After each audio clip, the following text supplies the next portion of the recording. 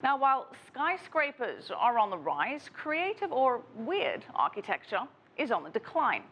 New guidelines on urban planning will forbid the construction of, quote, bizarre, oversized, and odd-shaped buildings, and China does have many of those. Like the Circle office building in Guangzhou with a 150-foot hole right in the middle of it, or this convention center that looks like a clay teapot. And our very own CCTV headquarters in Beijing, affectionately known as the Big Pants building.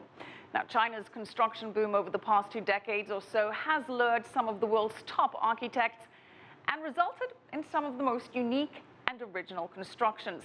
The country has been dubbed an architect's playground. Now the government wants buildings that are more, quote, sustainable, economic, green, and pleasing to the eye. And this follows President Xi Jinping's criticism of weird architecture in 2014 when he called for less ostentatious buildings. Joining us now to discuss China's skyline is Antony Wood, live from Chicago. He's the executive director of the Council on Tall Buildings and Urban Habitat. That's the organization behind the skyscraper study we just cited. Anthony, thanks for joining us. Yeah, it's a pleasure to be with you. All right, Anthony, let's start off with this move to streamline the skyline. China does have some of the world's most unique architecture. Call it weird, call it wacky, call it unconventional. Whatever you want to call it, the government wants less of it and has issued a directive to move away from odd-shaped buildings and towards more economic and green structures. What are your thoughts on this?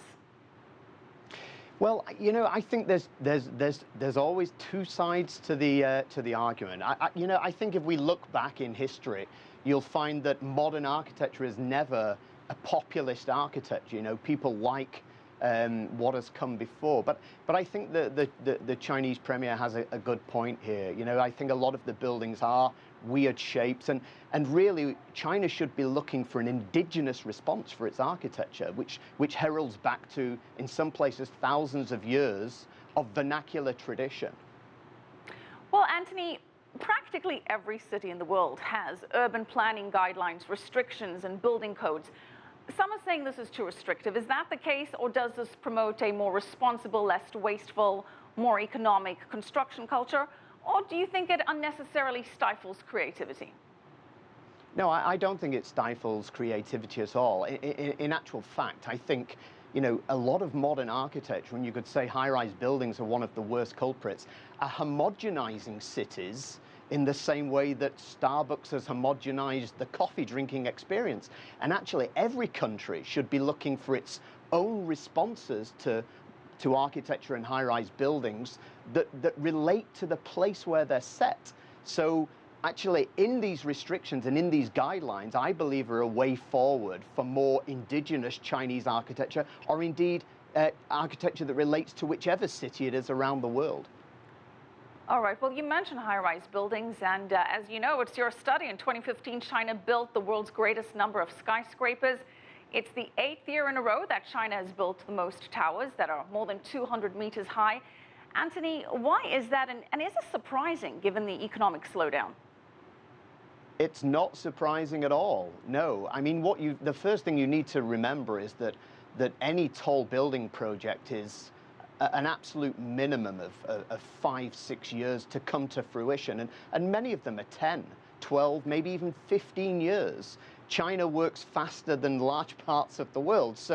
But these projects that we're seeing completed last year would have been conceived, the original ideas for them, 6-7 years ago. So the economic slowdown in China now is relatively recent, in the last year, 18 months. So it's no surprise that China has been building the most skyscrapers year on year for the past 8 years, and actually that will continue for at least a couple more years, simply because of the sheer number of projects that are already under construction and nearing completion.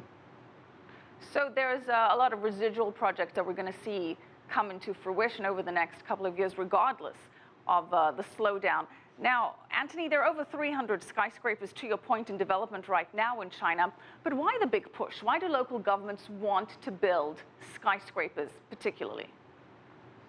Well, I think there's three reasons for this. One is a factor that's been driving tall buildings for over 100 years, and that is return on land investment, the financial equation. That's as true to China as it was in 1930s New York.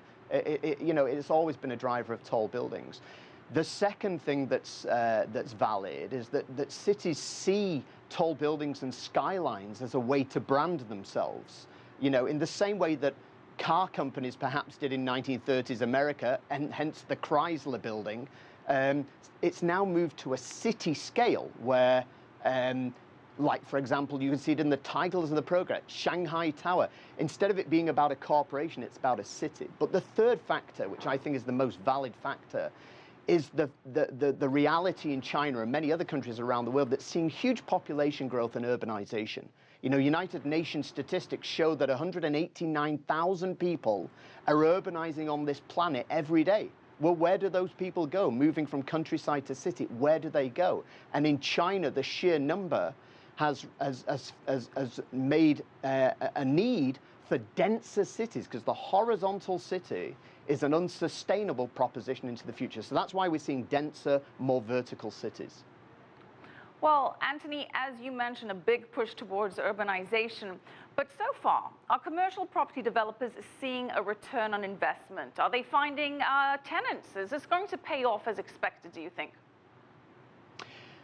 Well, I think the answer up to now has been yes. No property developer is stupid. They would not put millions and millions of dollars into a tower if they did not have, an assurity with return on investment.